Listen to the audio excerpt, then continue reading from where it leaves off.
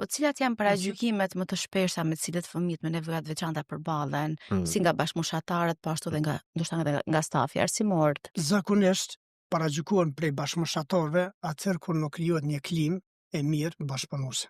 Fatmirësisht në shumë shkolla kjo pjesë nuk vërehet shumë, për shkak se punohet qysh në klasën e parë herët nga ana e mësimdhënësve.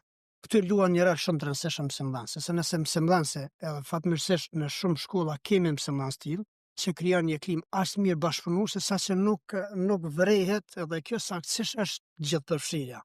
Por saktësisht kjo që fëmijët me nevoja të veçanta të janë të përfshirë në shkollë jo vetëm fizikisht, po janë përfshirë në të gjitha aktivitetet dhe në gjithë plan programin. Prandaj përdorëm edhe i ato mekanizma të cilën e tha më herët, bile mes tjera është shumë i rëndësishëm, të cilën nuk e cekëm me mësimdhënësin mbështetës, që për fatkeqësi nuk janë shumët, edhe ka mungesë e që një shkollë gjithëpërfshirëse duhet gjithsesi ta ketë një mësimdhënës mbështetës, të cilët luajnë një rol shumë të madh në këtë pjesë, sidomos në adaptimin e fëmijëve, në procesin e krijimit kusheve të përshtatshme që fëmiu të ndihet i barabartë, të ndihet i pranuar.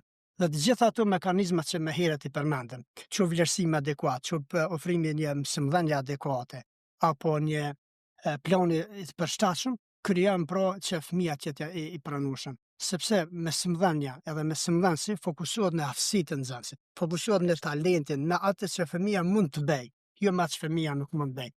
Pra, do thotë deri kur më rrimë në atë pjesë, atëherë pranimi bëhet më i lehtë.